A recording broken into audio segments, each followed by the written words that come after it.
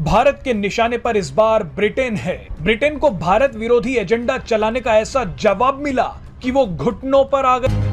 दरअसल भारत के साथ व्यापार डील करके ब्रिटेन कई सुविधाएं चाहता था ताकि आर्थिक संकट से जूझ रही अपनी अर्थव्यवस्था में जान डाल सके। वहीं भारत इसके बदले भारतीयों को वर्क और स्टडी वीजा की संख्या बढ़ाने के लिए ब्रिटेन से मांग कर रहा था। लेकिन सुएला ब्रेवरमैन के एक बयान ने इस ट्रेड डील को पटरी से उतार दिया है।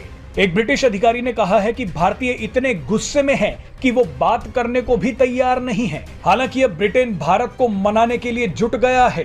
ब्रिटेन की प्रधानमंत्री लिज ट्रस अभी भी ये दावा कर रही हैं कि दिवाली यानी 24 अक्टूबर को ये डील फाइनल हो जाए। Director of research and the international monetary fund, इन्होंने एक न्यूज कॉन्फ्रेंस में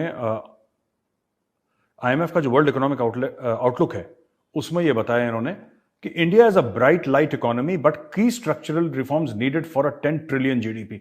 यानी कि भारत एक ब्राइट स्पॉट है, एक चमकता हुआ, जिसको कहते हैं एक जगह है, एक चमकता हुआ सितारा है ग्लोबल इकोनॉमी में, जहां पे सबको मार पड़ रही है। भारत की इकोनॉमी राइज कर रही है। हम लेकर आए इंडिया का, तो उससे कुछ दिन पहले ही आपके जो फॉरेन मिनिस्टर हैं डॉक्टर जयशंकर, उन्होंने एक स्टेटमेंट दिया था और कहा था कि जी हम जो है वो आईटी एक्सपोर्ट्स जो है दुनिया को देते हैं और हमारा जो नेबरिंग कंट्री है वहां से टेररिज्म की बात की थी। ये और बातें उन्होंने पाकिस्तान का नाम नहीं लिया था, लेकिन यहाँ पे सबने जो है वो लगा है। ब्रिटेन चाहता था कि दिवाली तक भारत के साथ फ्री ट्रेड एग्रीमेंट यानी मुफ्त व्यापार समझौता हो जाए, लेकिन अब ऐसा होता नहीं दिख रहा। अब तो ये भी दावा किया जा रहा है कि दिवाली के बाद भी शायद ये समझौता ना हो पाए। ये समझौता ब्रिटेन की चरमराती अर्थव्यवस्था के लिए बेहद जरूरी था, लेकिन भारतीय मूल की ब्रिटेन की गृह मंत्री सुएला ब्रेवरमैन के बयान ने भारत को बेहद नाराज कर दिया। ब्रिटिश मीडिया में तो अब यहां तक दावा किया जा रहा है कि पीएम मोदी इस फ्री ट्रेड एग्रीमेंट को खुद साइन करने ब्रिटेन आने वाले थे, लेकिन अब ये भी नहीं होगा। आपको याद दिला दे कि सुएला ब्रेवरमैन ने कहा था कि भारत के साथ फ्री ट्रेड एग्रीमेंट के बाद ब्रिटेन में भारतीय लोगों की भीड़ बढ़ जाएगी। ब्रेवरमैन ने भारतीय लोगों को एक ऐसा समूह कहा था जो वीजा खत्म होने के बाद भी ब्रिटेन में रुके रहते हैं।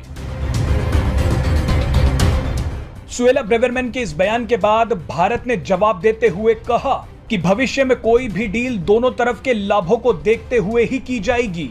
सूत्रों के मुताबिक भारत ने पर्दे के पीछे ब्रिटेन से कहा है कि सुएला ब्रेवरमैन के इस बयान से दोनों देशों के बीच रिश्ते एक कदम पीछे चले गए हैं। भारत ने यह भी कहा कि ब्रिटेन की प्रधानमंत्री को सार्वजनिक रूप से अपनी गृह मंत्री के बयान से खुद को अलग करना चाहिए ताकि आगे चलकर ट्रेड डील में कोई बाधा नहीं आए। दरअसल भारत के साथ व्यापार डील करके ब्रिटेन कई सुविधाएं चाहता था ताकि आर्थिक संकट से जूझ रही अपनी अर्थव्यवस्था में जान डाल सके। वहीं भारत इसके बदले भारतीयों को वर्क और स्टडी वीजा की संख्या बढ़ाने के लिए ब्रिटेन से मांग कर रहा था। लेकिन सुएला ब्रेवरमैन के एक बयान ने इस ट्रेड डील को पटरी से उतार दिया है। एक ब्रिटिश अधिकारी ने कहा है कि भारतीय इतने गुस्से में हैं कि वो बात करने को भी तैयार नहीं है। हालांकि अब ब्रिटेन भारत को मनाने के लिए जुट गया है। ब्रिटेन की प्रधानमंत्री लिज ट्रस अभी भी ये दावा कर रही हैं कि दिवाली यानी 24 अक्टूबर को ये deal. Director of research and the international monetary fund, इन्होंने एक न्यूज कॉन्फ्रेंस में आईएमएफ का जो वर्ल्ड इकोनॉमिक आउटलुक है उसमें ये बताया इन्होंने कि India is a bright light economy but key structural reforms needed for a 10 trillion GDP. यानी कि भारत एक ब्राइट स्पॉट है, एक चमकता हुआ, जिसको कहते हैं एक जगह है, एक चमकता हुआ सितारा है ग्लोबल इकोनॉमी में, जहां पे सबको मार पड़ रही है।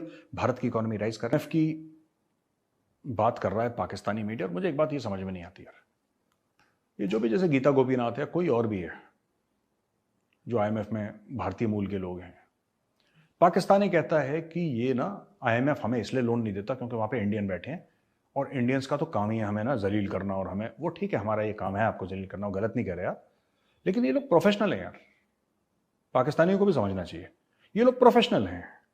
ये जो इंडियंस वहां पे हैं, ये ऐसे नहीं कि ये कोई नवाज शरीफ का भतीजा है या इमरान खान का चाचा है वहां पे बैठा है। ये लोग अपनी मेहनत करें, मिडिल क्लास के लोग हैं, मेहनत करके आए हैं।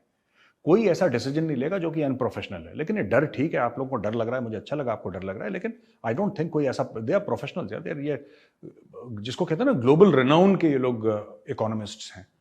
तो कोई ऐसा बोले कि क्योंकि हम भारतीय मूल के हैं और पाकिस्तान को जलील करने के लिए हमें ऐसा कदम लेंगे कि पाकिस्तान को लोन ना मिले, तो ये आई थिंक बेवकूफ़ी की सोच है जो पाकिस्तान के टीवी एंकर्स की है। ये बड़ी स्टूपिड और बड़ी इमेच्योर सोच है।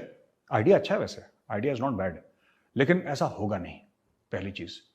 और भारत का भूत ऐसा 24 घंटे इनके सरों पर सवार रहता है कि भारत कोई साजिश कर रहा है, कोई। बेसिकली पाकिस्तान ये चाहता है कि हम दुनिया भर से पैसे लेते रहें, कोई हमसे ये ना पूछे कि भाईजान आपने पैसे लिए तो लिए क्यों और आपका वापस करने का प्लान कब है।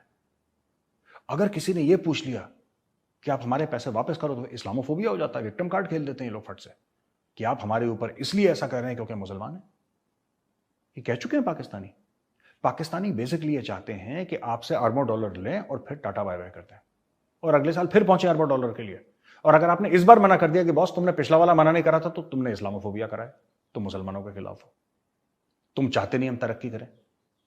आप देखिएगा जब भी पाकिस्तान में सड़क पे जो आम आदमी चल रहा है उसको यह नहीं पता कि उसके मुल्क को पाला पोसा अमेरिका ने, उसके मुल्क को जो बाइडेन ने स्टेटमेंट दिया है और यकीनन पाकिस्तान के खिलाफ ही कहा जाएगा उसको, जिसमें उन्होंने कहा है कि जी Pakistan is the most dangerous country, और साथ साथ उन्होंने हमारे जो न्यूक्लियर एसेट्स हैं उसके ऊपर भी सवाल उठा दिया है, उसकी हिफाजत पे भी सवाल उठा दिया है।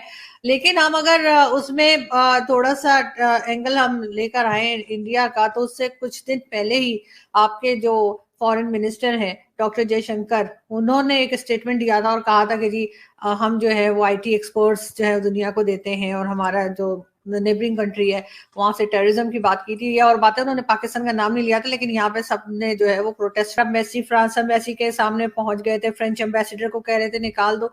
तो इसी तरह से अमेरिकन एम्बेसी के सामने जाके भी भंगड़े डालने चाहिए और अमेरिकन एम्बेसडर को भी निकाल देना चाहिए। और जो आईएमएफ से या वर्ल्ड बैंक से पैसे लिए वो उनके मुंह पे नाम आ रहे हैं, अब ले लिए तो ले लिए, दफा करें, वापस ना करें। ये ज्यादा मेरे ख्याल में ज्यादा मुश्किल काम होगा।